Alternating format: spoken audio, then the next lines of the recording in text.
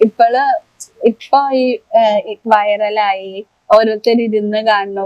കൊറേ വർഷം മുന്നത്തെ വീഡിയോ അല്ല, അത് ഇപ്പൊ വൈറലായി. ഇപ്പൊ നേരത്തെ പറഞ്ഞ പോലെ ഓരോ യാത്ര ചെയ്യുമ്പോൾ ഓരോരുത്തർ ഇരുന്ന് കാണാനൊക്കെ കാണാറുണ്ട്. അപ്പൊ റെക്കഗ്നൈസ് ചെയ്യണമെന്ന് വിചാരിക്കാറുണ്ടോ, ആഗ്രഹിക്കാറുണ്ടോ?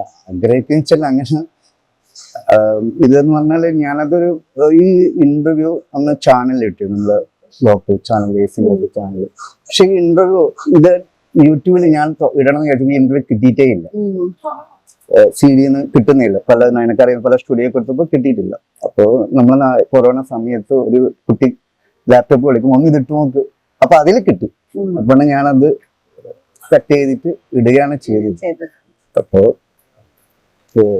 അപ്പൊ ഇനി അവര് ഇന്റർവ്യൂ എടുക്കാൻ ആഗ്രഹമുണ്ടോ? ഇത്രയും ഇപ്പൊ വീണ്ടും വൈറലായല്ലോ അന്നെടുത്ത ഇന്റർവ്യൂ, പിന്നെ എടുക്കണം എന്ന് ആഗ്രഹം? എടുക്കണം ആഗ്രഹം എന്താ വെച്ചാൽ എല്ലാരും പറയാറുണ്ടായിരുന്നു ഇനി ഇന്റർവ്യൂ എടുക്കണം എന്നൊക്കെ.